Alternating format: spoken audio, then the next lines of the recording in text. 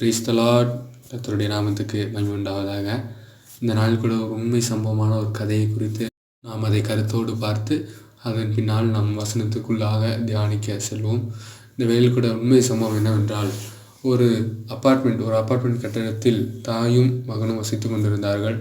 அவர்கள் வசித்து கொண்டிருந்த வீடு ஒரு 3rd ஃப்ளோருக்கு மேலே 3rd அடுக்குமாடி கட்டிடத்துக்கு மேல் உள்ளதாக இருந்தது. அப்படி இருக்கும்போது அவங்க அம்மா வெளியே காய்கறி வாங்க ஏதாவது ஒரு நாளைக்கு ஒரு ஜாமான் வாங்க போக அவர் மகன்கிட்ட சொல்லி அனுப்புவாங்க. அந்த நேரத்தில் அவன் மகன் என்ன பண்ணுவான், சரின்னு சொல்லிட்டு எல்லாத்தையும் கேட்டு கீழே இறங்கி போவான். அவன் படி இறங்கிட்டு 2nd ஃப்ளோருக்குள்ளே போகிறதுக்கு முன்னாடி அவங்க அம்மா அங்கேருந்து கத்தி இன்னொரு ஜாமான் சொல்லுவாங்க. இவன் கேட்கலன்னு சொல்லி திரும்பி மேலே ஏறிடுவான். திரும்பி அதுக்கப்புறம் கடைசியில் இறங்கி கீழே கிரவுண்ட் ஃப்ளோர் ஆகி அங்கே ரோட்டில் போகும். மேலேருந்து பார்த்து செய்கையில் இன்னொரு ஜாமான்னு சொல்லுவாங்க, இதை வாங்கிட்டு வரணும் அப்படின்னு சொல்லிட்டு. அவன் என்னன்னு சொல்லிட்டு திருப்பி அங்கேருந்து ஃபோன் அடித்து கேட்டு அதுக்கப்புறம் என்ன மேலே திருப்பி கேட்டு போவான். ஏன் உங்கள் பக்கத்தில் இருக்கவே சொல்ல மாட்டீங்களா, அதுதான் கேட்க மாட்டீங்களா அப்படின்னு சொல்லிட்டு சொல்லிட்டு இருப்பானா. அதுதான் ஆண்டவருக்கு உங்களையும் என்னையும் பார்த்து நீ ஒரு வசனத்தோடு கேட்குறாரு. ஒரு வசனத்தோடு நம்மளோட பேச விரும்புகிறார். என்ன தெரியுமா?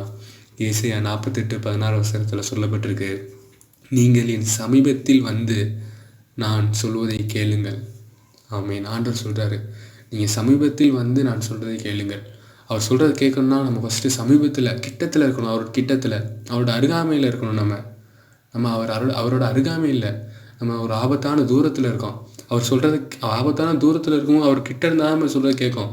1st ஃப்ளோரில் இருந்தால் எப்படி கேட்கும், 2nd ஃப்ளோர் இருந்தால் எப்படி கேட்கும். அம்மா 3rd ஃப்ளோர் இருக்காங்கன்னா 3rd ஃப்ளோர் இருந்து பக்கத்தில் அவங்க சொல்கிறது பக்கத்தில் இருந்தால் தான் கேட்கும், தூரத்தில் இருந்தால் கேட்காது.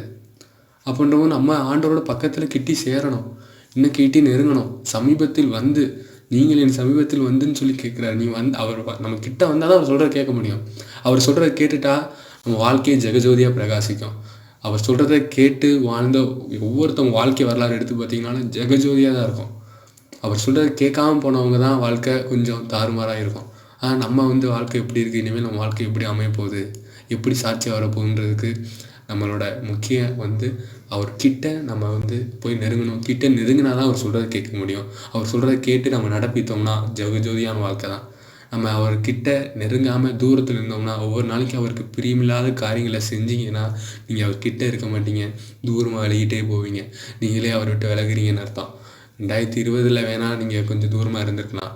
ஏதோ சாமியை பார்த்தா போதும், தரிசனம் கிடச்சா போதும்னு நினச்சிருக்கலாம். ஆனால் அவர் அப்படியே அந்த மாதிரி சாமி இல்லை.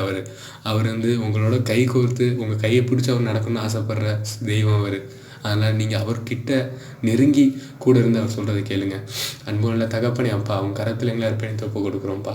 உங்கள் கிட்ட நெருங்கி சேர்ந்து ஆண்டவரே நீங்கள் சொல்கிறத கேட்டு எங்கள் வாழ்க்கையில் நடப்பிக்க எங்களை அர்ப்பணிக்கிறோம்ப்பா. எங்களுக்கு உதவி செய்யும் கர்த்தாவே, கிருபை தாரும் ஐயா. இயேசுவின் நாமத்தில் பரம தகப்பனே, ஆமேன் ஆமேன். Have a blessed day.